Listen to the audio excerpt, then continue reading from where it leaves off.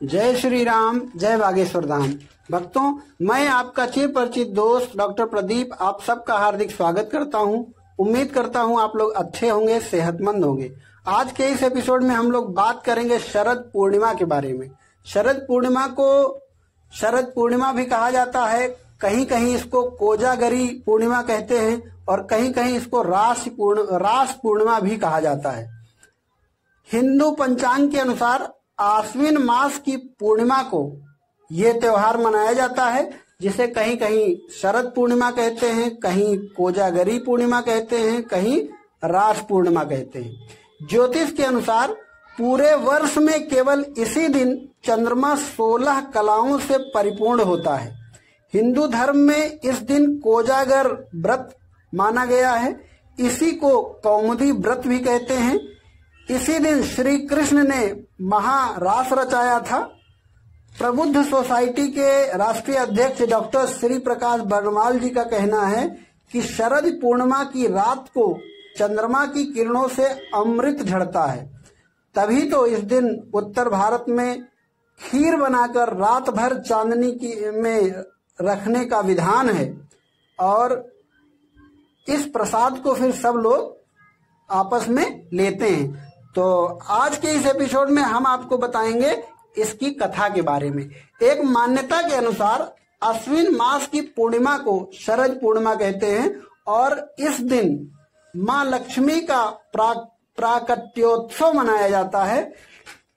यानी इसी दिन मां लक्ष्मी प्रकट हुई थी तो उनके प्रकट होने का उत्सव मनाया जाता है। लोग इस दिन मां लक्ष्मी का व्रत करते हैं और उनकी पूजा करते हैं। शरद पूर्णिमा का व्रत रखने वाले लोगों के लिए मां लक्ष्मी की उत्पत्ति की कथा का पाठ करना बहुत जरूरी होता है, तभी उनका व्रत पूर्ण माना जाता है। तो आइए आपको सुनाते हैं शरद पूर्णिमा व्रत की कथा।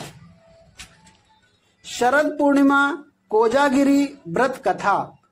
भीष्म जी ने कहा, मुने, मैंने तो सुना था लक्ष्मी जी क्षीर सागर से प्रकट हुई हैं, फिर आपने यह कैसे कहा कि वे भृगु की पत्नी ख्यात के गर्भ से उत्पन्न हुई है? पुलस्त जी बोले, राजन, तुमने मुझसे जो प्रश्न किया है उसका उत्तर सुनो। लक्ष्मी जी के जन्म का संबंध समुद्र से है। यह बात मैंने भी ब्रह्मा जी के मुख से सुन रखी है। एक समय की बात है, दैत्यों और दानवों ने बड़ी भारी सेना लेकर देवताओं पर चढ़ाई की। उस युद्ध में दैत्यों के सामने देवता परास्त हो गए। तब इंद्र आदि संपूर्ण देवता अग्नि को आगे करके ब्रह्मा जी की शरण में गए। वहां उन्होंने अपना सारा हाल ठीक ठीक कह सुनाया। ब्रह्मा जी ने कहा, तुम लोग मेरे साथ भगवान की शरण में चलो। ये कहकर वे संपूर्ण देवता एक साथ होकर भगवान विष्णु की शरण में क्षीर सागर के तट पर गए और भगवान वासुदेव को संबोधित करके बोले, विष्णु, शीघ्र उठिए और इन देवताओं का कल्याण कीजिए। ब्रह्मा जी ने कहा, वासुदेव उठिए, भगवान विष्णु उठिए, शीघ्र इन देवताओं का कल्याण कीजिए। आपकी सहायता न मिलने से दानव इन्हें बारंबार परास्त करते हैं। उनके ऐसा कहने पर कमल के समान नेत्र वाले भगवान अंतर्यामी पुरुषोत्तम ने देवताओं के शरीर को अपूर्व अवस्था देखकर कहा, देवगण, मैं तुम्हारे तेज की वृद्धि करूंगा। मैं जो उपाय बतलाता हूं उसे तुम लोग करो। दैत्यों के साथ मिलकर सब प्रकार की औषधियां ले आओ और उन्हें क्षीर सागर में डाल दो। फिर मदरांचल को मथानी और वासुकी नाग को नेति यानी रस्सी बनाकर समुद्र मंथन करते हुए उससे अमृत निकालो। इस कार्य में मैं तुम लोगों की सहायता करूंगा। समुद्र का मंथन करने पर जो अमृत निकलेगा उसका पान करके तुम लोग बलवान और अमर हो जाओगे। देवाधिदेव भगवान के ऐसा कहने पर संपूर्ण देवता दैत्यों के साथ संधि करके अमृत निकालने के यत्न में लग गए। देव, दानव और दैत्य सब मिलकर सब प्रकार की औषधियां ले आए और उन्हें क्षीर सागर में डालकर मदरांचल को मथानी और वासुकी नाग को नेति यानी रस्सी बनाकर बड़े वेग से मंथन करने लगे। भगवान विष्णु की प्रेरणा से सब देवता एक साथ रहकर वासुकी की पूंछ की ओर हो गए और दैत्यों को उन्होंने वासुकी के सिर की ओर खड़ा कर दिया। भीष्म जी वासुकी के मुख के सांस तथा विषाग्नि से झुलस जाने के कारण सब दैत्य निस्तेज हो गए। चूंकि जो दैत्य लोग थे वो वासुकी के मुख की तरफ खड़े थे, इसलिए वासुकी के मुख की सांस तथा विषाग्नि से झुलस जाने के कारण सब दैत्य निस्तेज हो गए। क्षीर समुद्र के बीच में ब्रह्मवेत्ताओं में श्रेष्ठ भगवान ब्रह्मा तथा महातेजस्वी महादेव जी कच्छप रूपधारी श्री विष्णु भगवान की पीठ पर खड़े हो अपनी भुजाओं से कमल की भांति मदरांचल को पकड़े हुए थे तथा स्वयं भगवान श्री हरि कूर्म रूप धारण करके क्षीर सागर के भीतर देवताओं और दैत्यों के बीच में स्थित थे। वे मदरांचल को अपनी पीठ पर लिए हुए डूबने से बचाते थे।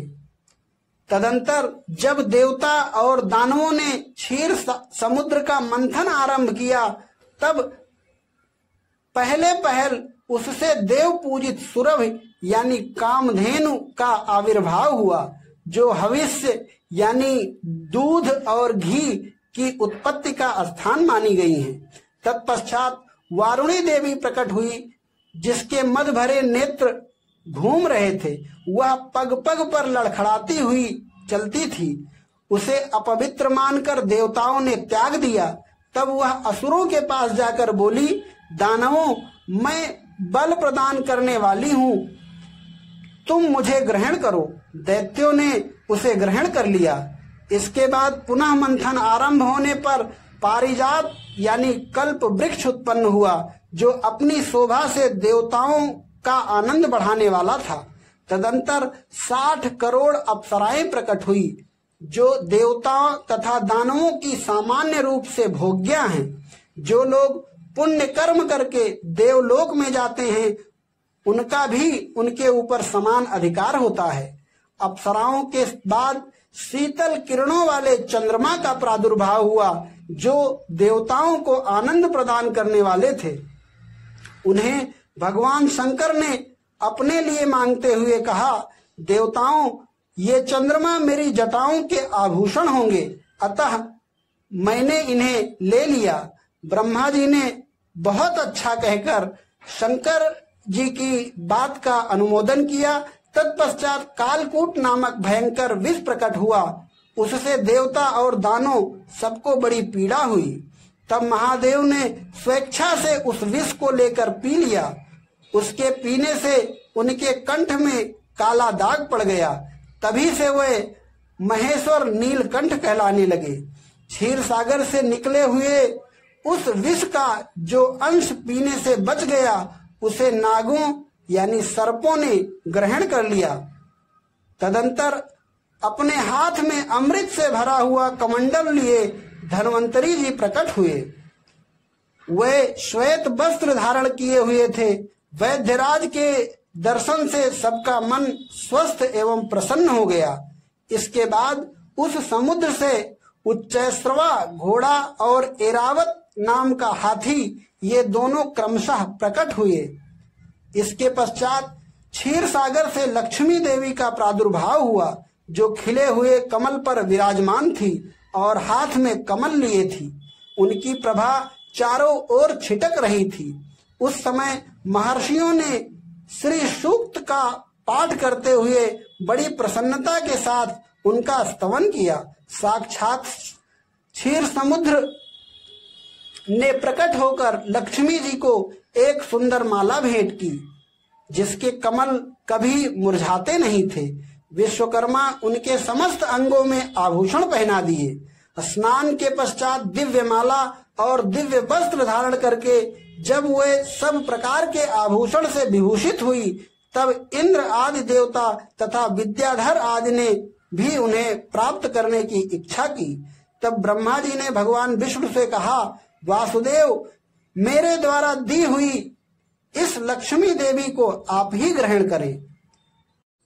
मैंने देवताओं और दानवों को मना कर दिया है, वे इन्हें पाने की इच्छा नहीं करेंगे। आपने जो स्थिरता पूर्वक इस समुद्र मंथन के कार्य को संपन्न किया है, इससे आप पर मैं बहुत संतुष्ट हूँ। यूं कहकर ब्रह्मा जी लक्ष्मी जी से बोले, देवी, तुम भगवान केशव के पास जाओ, मेरे दिए हुए पति को पाकर अनंत वर्षों तक आनंद का उपभोग करो।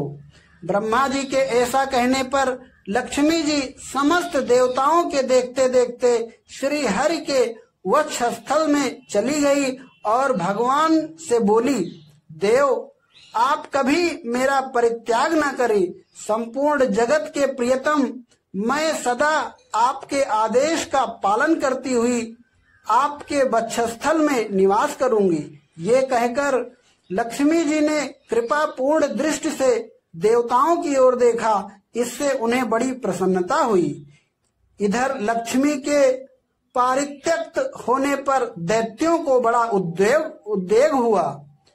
उन्होंने झपट कर धन्वंतरी के हाथ से अमृत का पात्र छीन लिया। तब विष्णु ने माया से सुंदर स्त्री का रूप धारण करके दैत्यों को लुभाया और उनके निकट जाकर कहा, यह अमृत का कमंडल मुझे दे दो। उस त्रिभुवन सुंदरी रूपवती नारी को देखकर दैत्यों का चित्त काम के वशीभूत हो गया। उन्होंने चुपचाप वह अमृत उस सुंदरी के हाथ में दे दिया और स्वयं उसका मुंह ताकने लगे। दानवों से अमृत लेकर भगवान ने देवताओं को दे दिया और इन्हें आदि देवता तत्काल उस अमृत को पी गए। यह देख दैत्यगण भांति भांति के अस्त्र शस्त्र और तलवारें हाथ में लेकर देवताओं पर टूट पड़े, परंतु देवता अमृत पीकर बलवान हो चुके थे। उन्होंने दैत्य सेना को परास्त कर दिया। देवताओं की मार पड़ने पर दैत्यों ने भागकर चारों दिशाओं की शरण ली और कितने ही पाताल में घुस गए। तब संपूर्ण देवता आनंद में मग्न हो गए और शंख चक्र और गदा धारण करने वाले भगवान श्री विष्णु को प्रणाम करके स्वर्गलोक में चले गए। तब से सूर्य देव की प्रभा स्वच्छ हो गई, वे अपने मार्ग से चलने लगे। भगवान अग्निदेव भी मनोहर दीप्त से युक्त हो प्रज्वलित होने लगे तथा सब प्राणियों का मन धर्म में संलग्न रहने लगा। भगवान विष्णु से सुरक्षित होकर समस्त त्रिलोकी श्री संपन्न हो गई। उस समय समस्त लोकों को धारण करने वाले ब्रह्मा जी ने देवताओं से कहा, देवगण, मैंने तुम्हारी रक्षा के लिए भगवान विष्णु को तथा देवताओं के स्वामी उमापति महादेव जी को नियत किया है। वे दोनों तुम्हारे योगक्षेम का निर्वाह करेंगे। तुम सदा उनकी उपासना करते रहना, क्योंकि वे तुम्हारा कल्याण करने वाले हैं। उपासना करने से ये दोनों महानुभाव सदा तुम्हारे क्षेम के साधक और वरदायक होंगे। यूं कहकर भगवान ब्रह्मा अपने धाम को चले गए। उनके जाने के बाद इंद्र ने देवलोक की राह ली। तत्पश्चात श्री हरि और शंकर जी भी अपने अपने धाम वैकुंठ एवं कैलाश में जा पहुँचे। तदंतर देवराज इंद्र तीनों लोकों की रक्षा करने लगे। महाभाग, इस प्रकार लक्ष्मी जी क्षीर सागर से प्रकट हुई थी। इत श्री शरद पूर्णिमा व्रत कथा संपूर्णम। जय श्री राम, जय बागेश्वर धाम।